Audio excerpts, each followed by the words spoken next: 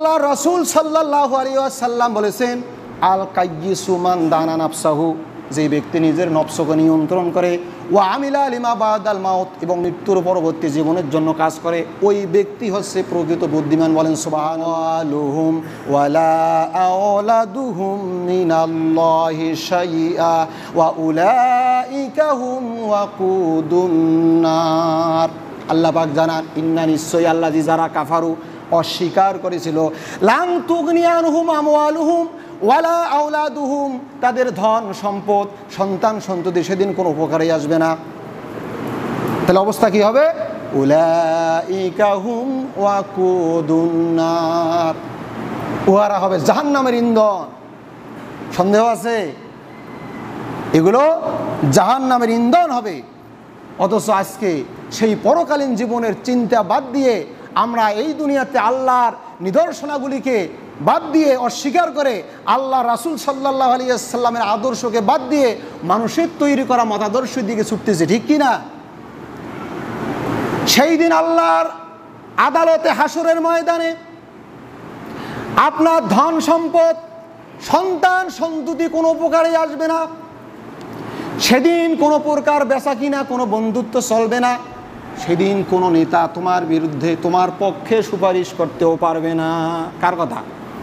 আল্লাহ পাক বলেন, ইয়াউমুল লা বাইউন ফীহি ওয়ালা খুল্লাতুন ওয়ালা শাফাআ ওয়াল কাফিরুনা হুমুজ জালিমুন।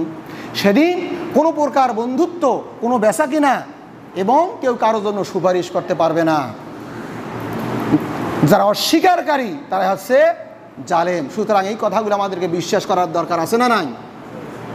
সেই অনুযায়ী পরকালীন জীবনের কাজ করার দরকার আছে না নাই? আমরা করি না।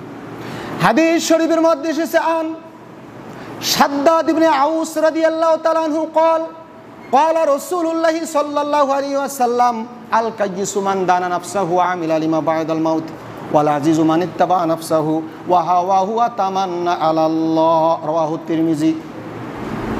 আল্লাহ রাসূলের সাহাবী হযরত শাদ্দাদ ইবনে আউস রাদিয়াল্লাহু তাআলা আনহু বর্ণনা করেন, আল্লাহ রাসূল সাল্লাল্লাহু আলাইহি ওয়াসাল্লাম বলেছেন, আল কাইয়িসু মান দানা নাফসাহু, যে ব্যক্তি নিজের নফসকে নিয়ন্ত্রণ করে, ওয়া আমিলা লিমা বাদাল মাউত, এবং মৃত্যুর পরবর্তী জীবনের জন্য কাজ করে, ওই ব্যক্তি হচ্ছে প্রকৃত বুদ্ধিমান। বলেন সুবহানাল্লাহ।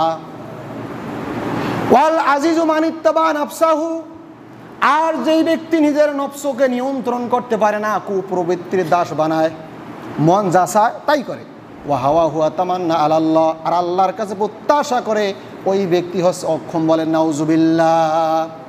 সুতরাং পরকালীন জীবনের কাজ করব না, অথচ প্রত্যাশা করব নামাজ না পড়ি নেই, ইমান ঠিক আছে, হ্যাঁ নামাজ না পড়ি নেই, তার সাথে আমরা অনেক ভালো আছি, এগুলো কথা বলাটা এটা একবারে অবুঝ নির্বোধ মানুষের বাক্যলাপ ছাড়া কিছুই হতে পারে না, ঠিক কি না? তাই আমি আপনাদেরকে অনুরোধ করব, আমরা যারা ইলম সম্পর্কে কম জানি, তারা যারা জানলেওয়ালা তাদের কাছ থেকে জেনে নেই। আমরা এই দুনিয়াতে চলতে গিয়ে অন্তত প্রথম মুসলমানদের যে আমল 5 ওয়াক্ত নামাজ, এই নামাজটা কিভাবে সহিভাবে সঠিকভাবে করতে হবে, এটা আমরা হকপন্থী আলেমদের কাছ থেকে জেনে নেই, তাদের কাছ থেকে শিখি।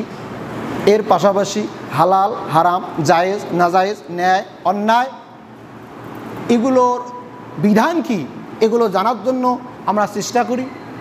এগুলো জেনে সে অনুযায়ী বাস্তব জীবনে যেন আমরা আমল করতে পারি। আল্লাহ তাআলা আমাদের সবাইকে সেভাবে জীবনযাপন করার তৌফিক দান করুন। বলেন আমিন।